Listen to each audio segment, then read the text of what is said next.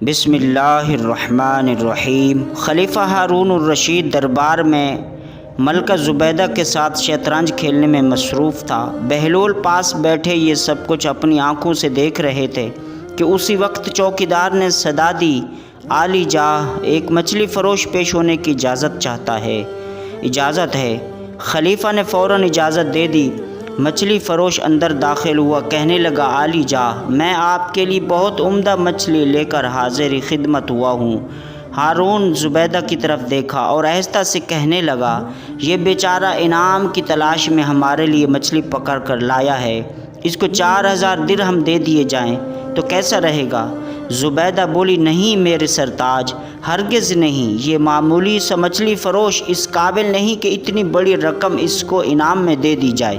اس طرح تو بہت سے لوگ لائن لگا کر کھڑے ہو جائیں گے، پھر آپ تو اپنا سارا خزانہ خالی کر بیٹھیں گے۔ زبیدہ نے کچھ دیر سوچا اور ایک تجویز پیش کی، آپ اس سے پوچھیں کہ یہ مچھلی نر ہے یا مادہ؟ اگر وہ کہے نر ہے تو ہم کہہ دیں گے کہ نر ہمیں پسند نہیں، اگر وہ کہہ دے مادہ ہے تو ہم لیں گے نہیں۔ اس طرح وہ مچھلی واپس لے جائے گا اور ہمیں رقم بھی نہیں دینی پڑے گی۔ ہارون کو زبیدہ کی یہ بات کچھ اچھی لگی، مگر بہلول رحمۃ اللہ علیہ بھی یہ باتیں سن رہے تھے۔ انہوں نے بادشاہ سے آہستگی سے کہا، مچھلی فروش بڑی محبت سے آپ کے لیے عمدہ مچھلی پکڑ کر لایا ہے، یہ مناسب نہیں کہ ملکہ کی باتوں میں آ کر اس کو نامراد لوٹا دیے جائے۔ مگر بادشاہ نے بہلول کی ایک بھی نہ سنی اور مچھلی فروش سے کہا، اچھا بتاؤ، یہ مچھلی نر ہے یا مادہ؟ عالی جاہ، مچھلی نہ نر ہے نہ مادہ، بلکہ یہ تو مخنث ہے۔ ہارون نے جواب سنا تو بے ساختہ ہنس دیا۔ اہل دربار بھی ہنسنے لگے۔ ہمیں تمہاری حاضر دماغی نے متاثر کیا، تو تمہیں شاہی خزانے سے 4000 درہم انعام میں دیے جاتے ہیں۔ مچھلی فروش درہم لے کر واپس پلٹا ہی تھا کہ ایک درہم زمین پر گر گیا۔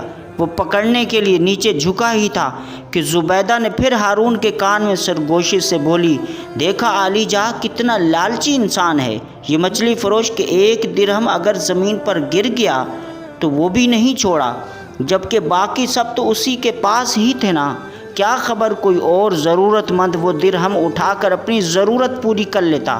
ہارون کو یہ بات بھی بہت کھٹکی اور فوراً مچھلی فروش کو پکڑ کر پیش کرنے کا حکم دیا۔ بہلول نے بھی ملکہ کی یہ بات سن لی۔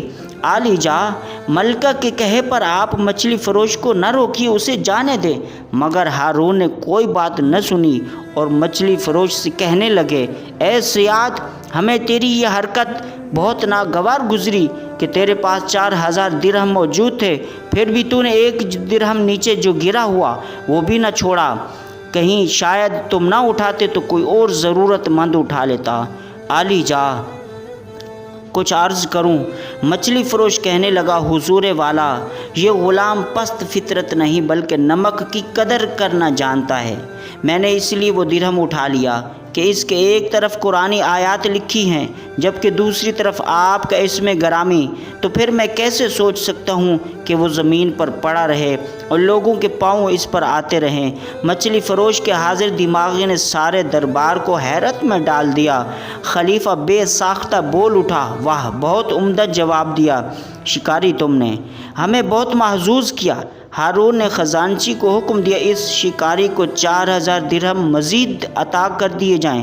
جب مچھلی فروش رخصت ہو گیا تو حضرت بہلول رحمۃ اللہ علیہ نے ہارون سے کہا، میں نہ کہتا تھا کہ شکاری کو بار بار نہ روکیں، اب وہ 4 کی بجائے 8000 درہم لے کے جا رہا ہے۔ ہارون ہنس دیا اور وہ بہلول سے کہنے لگا، آپ نے صحیح کہا تھا۔ پیارے دوستو، مزید اسلامک ویڈیوز واقعات کے لیے، احادیث کے لیے ہمارے اس چینل کو سبسکرائب کریں۔ السلام علیکم۔